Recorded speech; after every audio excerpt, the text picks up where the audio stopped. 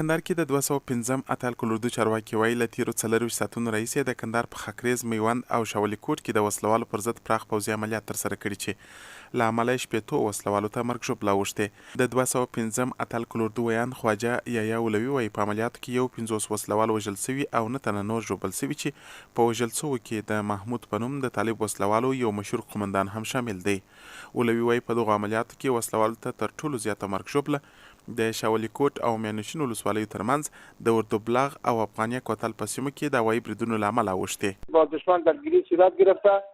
منم یک از قماندانشان به نام محمود مشیر و بدیجان این هم کشته شده. جسدش همراه یک پیکاپ به دست پرسنل ما افتاد، به دست پرسنل چیز لویسی ما. هوایی بالای مخفیگاه دشمن در ساعت اردوبلاغ باغ دیسره کوی افغانیه ولسوالی میانشین و ساعت کندلان و ولسوالی شاولي کوټ تیاره بمبارد کرد. تقریبا 41 نفر افراد مسلح دشمن از بین رفته. د 215 اتل کلوردو ویان د همدا شان ویل چې د زابل په دای چوپان، شاجوی او د روزګان په خاص روزګان ولسوالۍ کې هم له پرون راهیسې د ملي اردو ځواکونو عملیات ترسره کړي چې پکښې 22 وسلوال وژل سوي او 19 نور ژوبل سوي دي.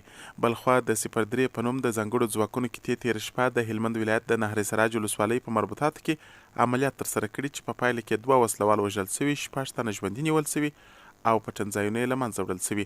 طالبانو د افغان ځواکونو د دغو عملیاتو په اړه تر اوسه تبصره نه ده کړې.